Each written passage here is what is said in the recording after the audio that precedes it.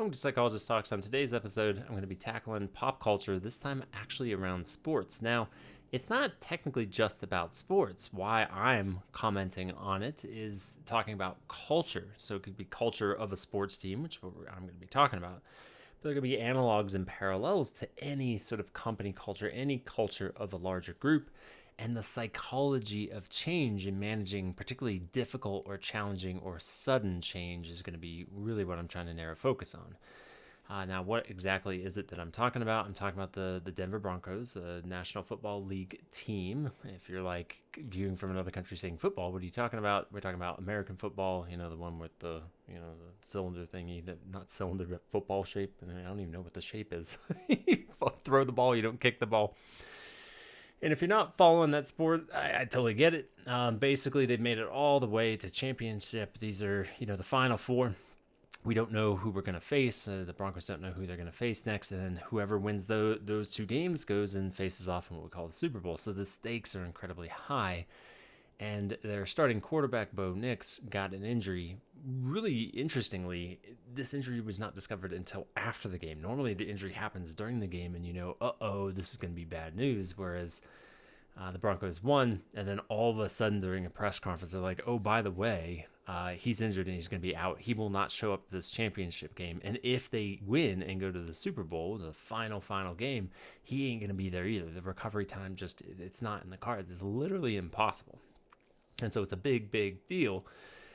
Something that sports teams have to deal with earlier in seasons, but the stakes are just really incredibly high. And so that increases the psychological burden. Now, again, if you're unfamiliar and you're like, well, then what happens? Well, they've got backup quarterbacks. They got backups for every single position because players get injured. And even during the game, people get really fatigued. So you got to switch people in and out. You got to substitute in and out. Now, this quarterback's name, I was not aware of this. I think I've seen him play. I think a lot of people aren't aware of who this guy is. And that's not a dig on him. It's just, when the primary, starting quarterback does real well, you don't really get to see the backup quarterback. So this guy's name is Jarrett Stidham. I had to write that down. And so there's a couple things I want to talk about. I mean, first, quick disclaimer. I'm not a sports psychologist. If there's a sports psychologist podcast or something like that, I'd be real curious about what they are thinking or what they are saying. But I'm still going to speculate, again, more from like a organizational culture and leadership point of view, as well, again, the psychology of change. So those are the things I'm going to talk about. First and foremost, what might be going on and what is going to be really important when it comes to the culture of the Denver Broncos and subcultures within. And then I'll talk about the psychology of change, and then I'll end with like, hey, psychology and culture, that's only part of it. There are other things that are absolutely outside the Broncos' control, just like there's certain things outside of any organizations or any group's control. And you just kind of have to name those and let the cards fall where they may. So let's see how I go through this. I do have some cheat sheet here because there's way too many subcategories I was thinking of. And so first and foremost, the overall culture. Let's start with that. Now, one of the biggest lessons here is this is why the culture of a team, the culture of an organization, the culture of a group of individuals matters to tend to proactively. Because when things are going great, that culture is often sort of kind of feedback loops into itself. And if things are going well, they tend to go well. If things aren't going well, they tend to stay not going well. And so you need to, tend to culture. Broncos have been doing very well, by the way, again, if you don't follow. And so just because they're doing well doesn't mean you don't still need to be tending to culture. Because what happens when sudden big changes happen, the culture is tested. And if the culture is not solid enough, then you're working from a point of deficit. All of a sudden the good vibes are gone, or not gone, but like, oh no, can they continue? And what's waiting for you to support ongoing movement and momentum is culture. And so that culture needs to have been tended to. And I'm not on the Denver Broncos team. I don't know what the culture is. So I started snooping around and looking. Now, one of the things to understand about the Denver Broncos, and I did not know this till the beginning of the season, is they changed ownership. And this is to the Walter Penner takeover. I think this is like Walmart, etc. people, and a lot of money. And so when you have changes that high up top, there's usually a pretty big curiosity about how it's going to trickle down into culture, because these are the folks that invest a lot of money into all the inner workings, the things that you and I don't get to see on these teams. And so the greater question is, how is that going, and what is the sort of culture? What is that beginning to look like? This also coincided with the onboarding of a new head coach. Now, this has a more immediate impact on the players, I would argue, because that head coach, I mean, this is like a manager. It is who they are reporting to. It is who they are around. Practice after practice, game after game, this head coach is right there. Now, when I looked this up and I looked through articles, there seems to be a lot of, like, this is going great. Sean Payton, the head coach, seems to have very positive things about this ownership change. There's an intelligence, there's a personal level to it. There's this sort of desire, not just to make the team win, but to really tend to culture. Now, what you should understand about organizations is they like to talk, and just because they say this to be true does not mean it is experienced to be true by the players or the analog, right? The employees, the members of the group, whatever it might be. And so intent, as I always say to leaders, intent is different than perception. And so we have to be careful. It's a good sign that they're writing about this stuff and all this kind of jazz, but we don't know how it actually translates. How is it actually translating to the players? So again, the head coach seems to have positive vibes. If he wants to keep his job, he's probably not going to say overtly negative things. But we're looking for little notes, first and foremost, about how it then really reaches the players. And I found a few articles where there's a couple positive sentiments. One of their defensive linemen is saying, like, hey, we're doing innovative, like, I don't know how to frame it, but like, rest and repair, essentially. I mean, these folks are putting their bodies through a lot of intensity. And so there's a lot of like upkeep for the body. And they're saying, like, yeah, I text people from other teams and they're like, what are you doing? I don't even have. So, maybe there's some innovation going on. There was some article talking about like Sean Payton, the head coach, talking about storm windows as like a metaphor for culture. And all of this could potentially land well, but also could lead to like eye roll moments and just things that don't really land. And so there's a big question mark here about how is this team culture, which is newer, how has it really solidified into something that's reasonable and healthy? And if it is, that is a really positive indicator for this sub coming in, this backup quarterback coming in, because it's going to help propel the psychology of the team forward through a really challenging change.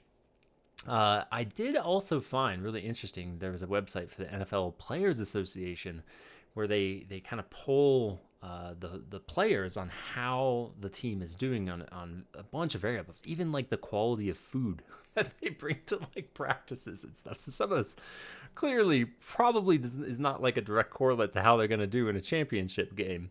But the one that interested me the most was overall rating. Overall rating was 17th out of 32. So like right there in the middle. So not bad, but also not cutting edge and great. And number two, what was really interesting to me was the head coach. And so the head coach rating was like a B, which is, again, isn't bad, isn't great either. The one that was really intriguing to me is the rating, and it was from 2025, said that Sean Payton was moderately receptive to feedback in the locker room. And that's like a little bit of a pause for me. Receptivity to feedback rather than the sort of, this is what the culture is going to be. You're going to listen to me. We're going to move forward. Let me know how that's going. But really, it's about driving and not really pausing and listening. That is not often a good sign, especially around recent organizational change. I don't know for sure, right? But the math there is when there's a upheaval of change and the culture becomes about pushing for the culture to like manifesting it into existence rather than a little bit more of a give and take. That's a little bit that's a little bit dangerous because it could mean that they are so preoccupied with what they want it to be, they might not be fully listening to how it's being experienced. Or back to the adage I offered earlier, intent is not the same as perception. Again, I don't know this survey though, so there could be some ins and outs where that receptivity is more about like day-to-day needs, but overall, the energy behind the head coach is extremely positive. Again, I don't know. What I do know is they've been doing well this year. And usually when a team performs well, that's probably a little bit of excitement and like, oh gosh, like something, whatever it is, this storm window talk and everything else, something is aligning. And that can be, again, a positive thing for any team, that there is momentum. That's the cool thing about sports, is there's a right there in your face outcome variable. You get to see how that's doing, whereas other organizations, it's a little bit less obvious. It's a little bit less concrete. So that is there. Now, of course, that can also mess with the psychology of change. We were doing so well. Oh no, is it going to fall apart? So all this to say, that's kind of the overall culture. So, there's some good signs that it could be going okay. And there are some signs of like, well, gotta be a little careful, right? New culture could be a little bit pushy around the culture, right? A lot of talk might not always translate. Oh, there was another variable saying like the amount of time they get to have like family get-togethers is one of the worst in the league. So that kind of camaraderie at a human level is kind of a little bit on the struggle bus. So I don't know. Regardless of the overall culture, then there's the culture of the team itself. So no matter what leadership does, you will find your own unique cultures on teams, and there are subcultures on pretty much any team with over 20 people. Football teams are reasonably large size, so how are the players doing amongst themselves, irrespective of the greater culture? Now, there can be a little bit of a clash there, right? Like our culture is independent in spite of what the greater culture is, or the optimal one, again, if the greater culture is kind of marrying pretty well with the player culture, that's best of both worlds. Now, I can't find information on this, right? On like how are the Broncos doing on a human level, player to player? Like, are they cohesive? Is there a little bit of clash? I really don't know. The best you kind of have is like, how do they interact with one another on the sidelines? How do they interact and do they, merge pretty well while they're playing? Now, again, performance doesn't always equate to actual relationships. Some people can just perform well together, but they don't really like one another. But we see this in any sort of performance psychology, even the military, that cohesion is really important for taking performance that's okay and amplifying it to excellent. So I really don't know. They seem to be going well. They smile. They kind of like, seem to, kind of pump each other up and say like, hey, you don't see a lot of fighting on the sidelines. And so, reasonably decent indicator that the culture is at least somewhere in the middle. And if you care about any of this beyond all the sort of organizational, sort of, conceptual stuff, if you care about the Broncos, it could be a positive indicator that despite losing their starting quarterback, it could go okay. It could go okay when it comes to the culture behind it, pushing them through this challenging moment. Do I know that? Of course I don't know that. I forgot to mention there was a Denver Post article.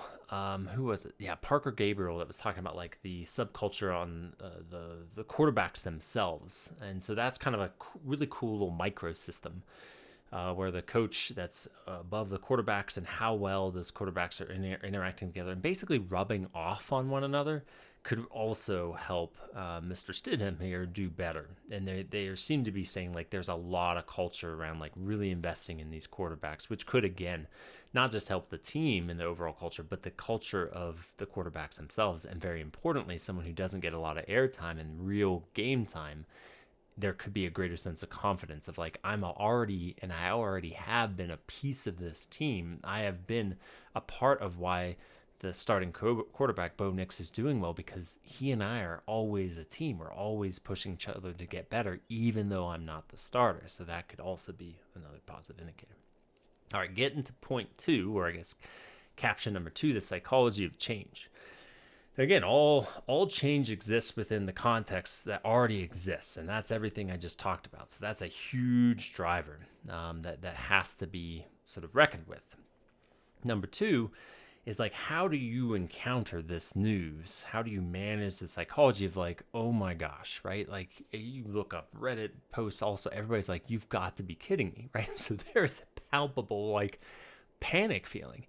And if those players aren't feeling any anxiety, I don't know what's wrong with them, because I can guarantee you everyone, even the head coach, feels a little bit of anxiety. Now, this is where organizations, teams, and stuff can get things really wrong because the inclination often for leadership is to just power forward with positivity above all else. Incredibly dangerous. Because to me, one of the most important things that you need to do, and when we're talking about tending to the psychology of change, particularly change that is potentially uncomfortable or scary, is acknowledge the damn emotion that already exists. You cannot bury that anxiety. If you bury it, it is lurking psychologically, best case scenario, right there on the border of the conscious and the unconscious. You cannot force emotion into corners and out of existence. It does not work that way. And so my hope for any organization, but since we're talking about the Broncos, is that between Sean Payton and leaders, kind of leaders within the team themselves, the players, they're saying like, hey, let's really briefly, they don't have a lot of time, but basically let's briefly just grapple with this reality and go through this sort of miniature grief process of like, this sucks, right? 100% this sucks.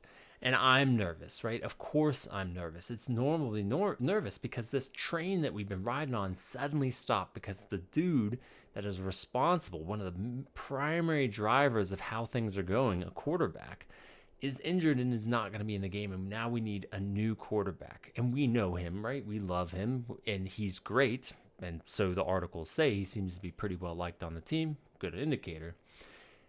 It's a change, and that's going to cause us anxiety. Now, the purpose is not like, let's have, 15 kumbaya moments and sit in our feelings and, just drown in them. And I think that's what leaders often fear is like, well, if we acknowledge it, it's going to take us over. No, it won't.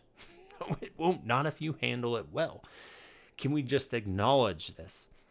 And then because of that, you can dialectically then acknowledge and what have we been investing in? How have we gotten prepped for this ahead of time so we can invest in hope? And that is where the investment in hope around change can actually thrive. If you acknowledge the anxiety of the reality that is in front of you, this could hurt. This could be challenging. This could make us a little bit nervous.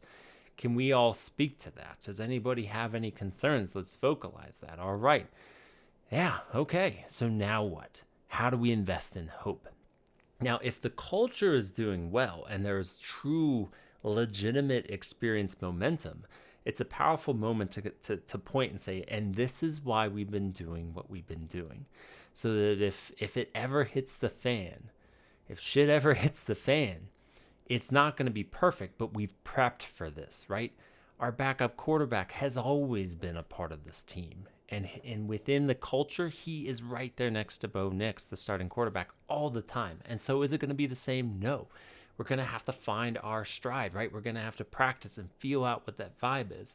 But you need to hear, and I want everyone to hear, and I want people to believe that we've been investing in this sort of, camaraderie since the beginning. And we've got to now live it.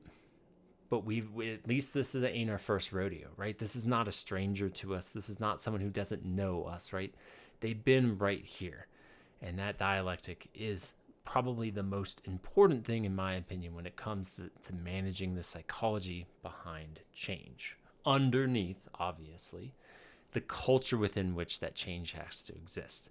If you're like, hey, we're trying to move through this change, let's acknowledge the anxiety and try to invest in hope, but then there's not that underlying culture you've been working on, it is a way heavier lift. Is it possible? Yeah, it is. But it is a heavier lift, and that's why that initial culture work is really important, so that when you engage in this healthier version of change management, it tends to go really well. The only other thing is like what's going on in Stidham's head, and this is where sports psychologists probably could speak to this way better. Like how have they been engaging him? How has he been engaging himself when it comes to I'm the backup, I'm all these things, but how does he really push himself to feel like he belongs and push himself to believe that he is capable, especially when you don't get a lot of actual experiential like playtime, like he hasn't been on the field a bunch. He does have some, so it's good. It's not like he's never touched the field at all. But, how's his psychology doing? Head coaches and other people have talked positively about him even before this happened, which is kind of a good sign.